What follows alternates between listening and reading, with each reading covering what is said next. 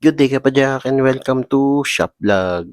Sa video natin ngayon, pag-usapan natin ang tungkol sa tubeless setup. O tara!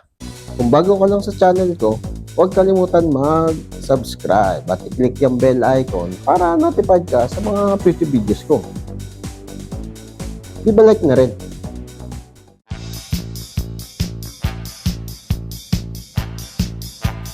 Alright, so ano ba yung tubeless setup? So ito yung hindi na kayo gagamit ng inner tube. Inner tube, tubeless. Inner tube, tubeless. So gagamit tayo dyan ng special rim, saka special na gulong. Kung tawagin ay tubeless ready. Tubeless ready rim, saka tubeless ready na gulong.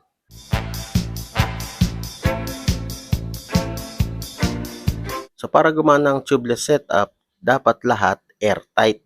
Kahit tubeless ready siya, meron pa ring singawan yan. Ito yung butas ng nipples, butas ng rayos. So para maging airtight yan, gagamitan mo ng tubeless rim tape. So itong rim tape na to, para siyang scotch tape. Yun yung magkikreate ng seal para hindi sumingaw yung hangin dito sa butas. Pag nagmatch yung tubeless ready rim sa tubeless ready na gulong, magkikreate yan ng airtight seal. Para talagang 100% na airtight siya, diyan papasok yung sealant.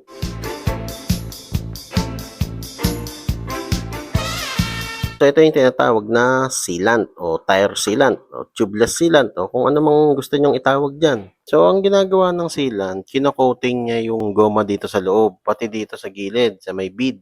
Nanunuot yan sa goma, tapos sumusuot yan dun sa mga microscopic na butas o microscopic na gaps, lalo dito sa may bead. Kapag nabutas yung gulong natin, yung sealant na na-coating dyan, manunuot dun sa butas na yon, papasok siya dun. Habang sumisingaw yung hangin dun sa butas, nagre-react yung sealant o itong liquid ng sealant dun sa hangin. So, tumitigas yun. So, itong mga fiber na yan, nakahalo yan dito. Pag hinalo natin yan, di ba? Yun naman yung babara dun sa butas. Pag tumigas na yung sealant, bumara na yung fiber, okay na. Wala nang singaw.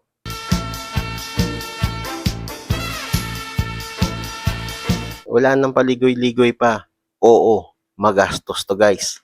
Magastos siya kasi bibili ka pa ng tubeless rim tape na nagkakalaga ng nasa 150. So, depende yun sa brand. Magkano lang yung rim tape talaga ng hindi tubeless, di ba? 50 pesos. Or minsan, kahit yung retasong interior na lang, di ba? Sa sealant naman, depende. Merong mura, katulad nitong Motor Speed. Ito, nabili ko lang sa motor shop to ng 150 pesos. Pero meron ding mga sealant na mas mahal, mga nasa 350, 400, 500. Meron din nakakalaga ng 2,000. So lahat yun, iba-iba yung composition yun, iba-iba yung timpla ng sealant, hindi mo pwedeng paghaluin. Paalala lang. Sa rim naman, meron naman na tayong mga tubeless ready na budget range lang. Pares na sa 1.5 na o 1.6. Pwede na yun. So yung pinakamahal dyan guys, yung gulong na tubeless ready. For example, itong Maxxis Igniter na to, tubeless ready siya. Ang isang gulong na to, nagkakalaga ng 2.5. Ito kasi medyo hard to find na gulong kasi ito eh. Pero nasa ganong range yung isang tubeless ready na gulong. Yung talagang maganda na. Siyempre, meron pang mas mahal pa doon. Mas lalo sa road bike. Mas mahal yung tubeless ready ng road bike saka gravel. Mapalo ng 3.5 isa, 4K isa, 5K pa nga minsan isa eh. Pagdating naman sa mga budget na tubeless ready tires, meron naman. Pero hindi ko siya gaanong recommended kasi budget nga eh. Siyempre, budget din yung quality nun. So matotal niyan, mahal talaga ang tubeless setup.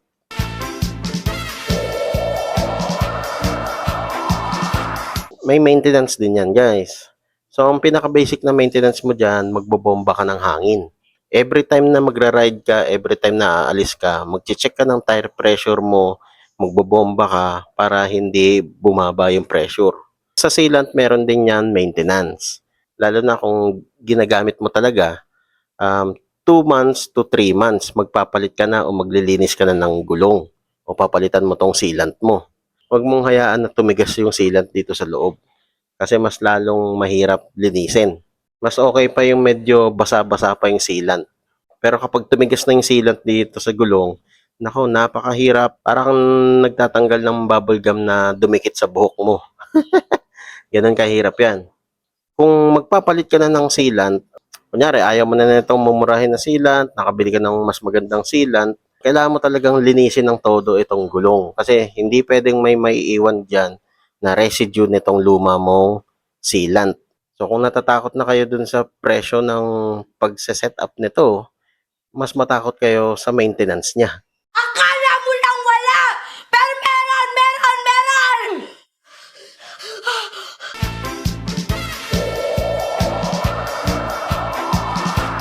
Maganda talaga ang tubeless kasi mas magaan yung gulong mo. Magaan yung rotational weight niya. So, mas madali siyang ipadyak. Dahil wala siyang inner tube, less din yung resistance niya. Mas maganda yung rolling resistance ng gulong. Mas maganda ang tubeless sa trails kasi pwede kang maglagay ng mas mababang PSI.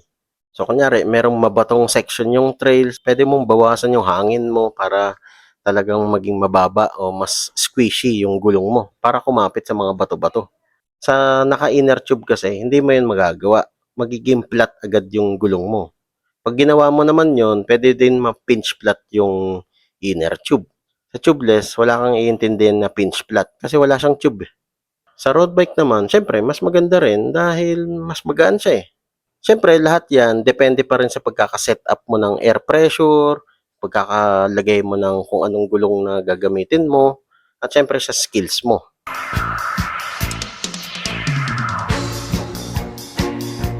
So, meron ting tinatawag na DIY tubeless o yung ghetto tubeless. So, ito yung parang DIY version ng tubeless na gagamit kayo ng non-tubeless ready na gulong saka rim. Sa ghetto tubeless, makakalahati mo yung magagastos mo sa tubeless talaga. Kaya okay rin yung ghetto tubeless sa mga budget rider. Keep in mind, hindi siya 100% na perfect. Talagang sisingaw yan, gastos sa sealant, maglalagay ka, magbobomba ka nung magbobomba. Pero budget tubeless siya. O, di ba? Alright, so ang tanong, magti-tubeless ka ba o stick ka sa inner tube? So comment down below kung anong trip mo sa dalawa. So yun guys, ang tubeless setup. So kung nagustuhan mo tong video na to, leave a like. O kung may katanungan ka pa o kung may gusto kang idagdag, comment down below lang. Okay, so yun lang.